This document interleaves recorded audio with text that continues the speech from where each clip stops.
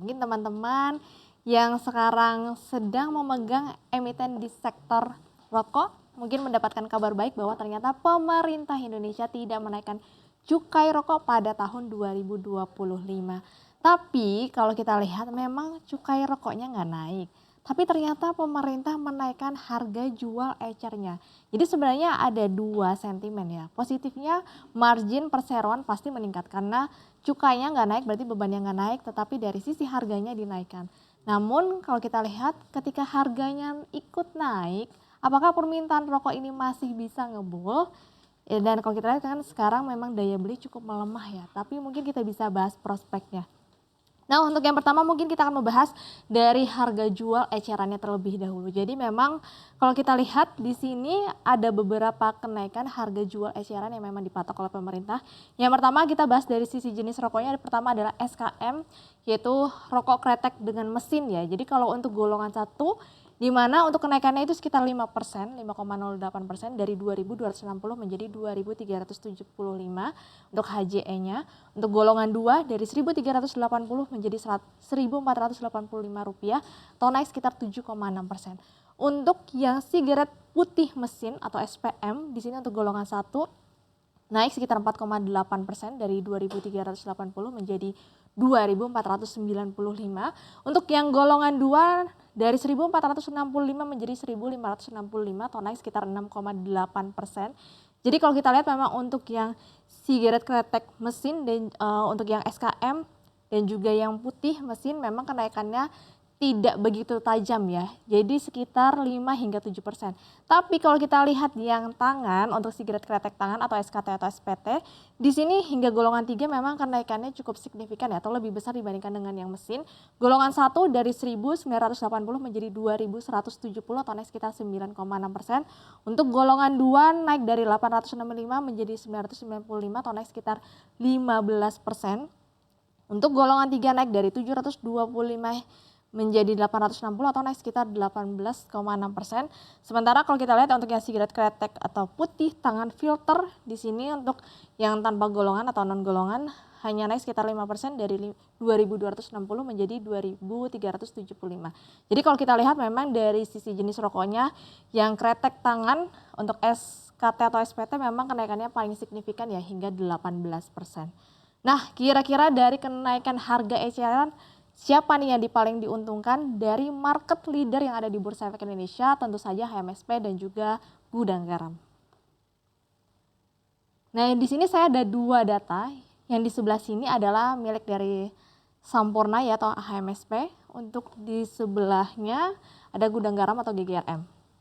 Nah, jadi kalau kita lihat dari segmen penjualannya, memang untuk HMSP sendiri kalau kita lihat untuk dari penjualan ekspor yaitu sekitar porsinya kecil ya, hanya 1,17%, lokal 0,39%.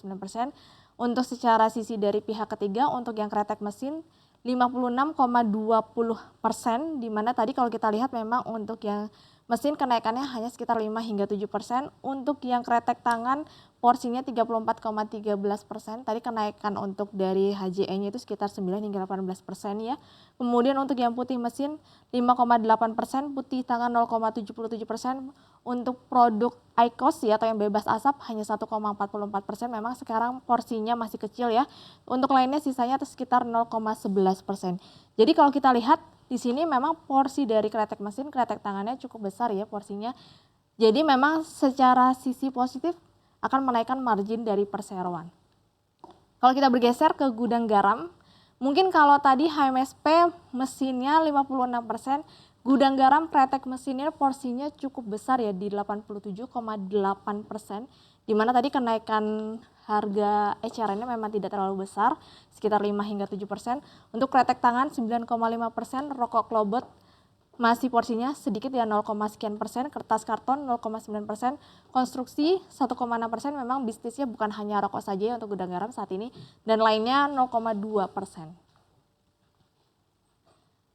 Ya kalau kita lihat memang untuk kenaikan harga jual eceran pastinya akan menunjang dari sisi kinerja Sampurna maupun juga Gudang Garam.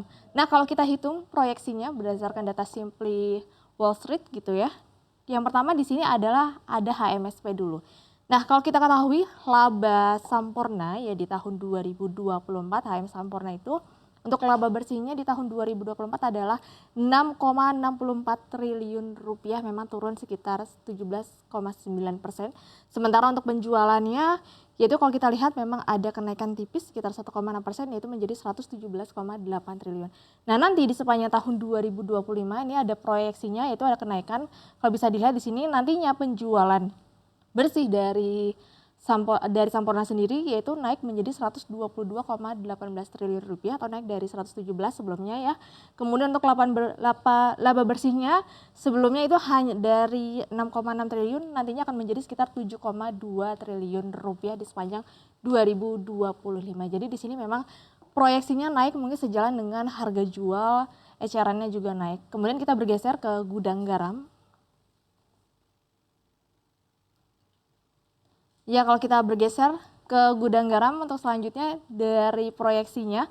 Nah, kalau kita lihat di mana laba bersih dari gudang garam di tahun 2024 itu memang anjlok cukup dalam, yaitu sekitar 81%, yaitu hanya mencatatkan 981 miliar rupiah saja. Biasanya ini triliunan, tapi di tahun 2024 labanya cukup anjlok dalam ya, hanya mencatatkan sekitar 981 miliar, di mana untuk penjualan bersihnya itu turun sekitar 17%, yaitu menjadi 99 triliun rupiah. Nah, proyeksinya nantinya untuk penjualan dari gudang garam di tahun 2025 itu sekitar 93,8 triliun. Sebenarnya ini kenaikannya tidak naik justru ya, karena kalau kita lihat di tahun 2024 kan untuk penjualannya yaitu hanya mencatatkan 99 triliun sehingga proyeksinya ada penurunan penjualan. Tapi kalau kita lihat dari laba bersihnya, laba bersih di 2024 kan tadi 981 miliar. Proyeksinya justru naik itu menjadi 1,7 triliun rupiah. Berarti di sini ada efisiensi beban ya, sehingga mendorong kenaikan laba meskipun proyeksi secara pendapatannya turun. Ya, kita bisa melihat memang dari satu sisi cukai nggak naik sehingga bebannya juga tidak naik. Dari satu sisi juga margin perseron bisa naik dikarenakan harga jual eceran rokoknya terutama untuk mesin dan juga tangan ini naiknya cukup lumayan ya, sehingga bisa membawa kabar baik. Tapi balik lagi tergantung terhadap permintaan rokok di tahun 2025 apakah akan bisa lebih tinggi dibandingkan 2024. Jika iya, tentu saja ini akan mendorong kinerja perseroan terutama di dua market leader Sampurna dan juga Gudang Garam. Disclaimer on, jangan lupa dianalisa ulang.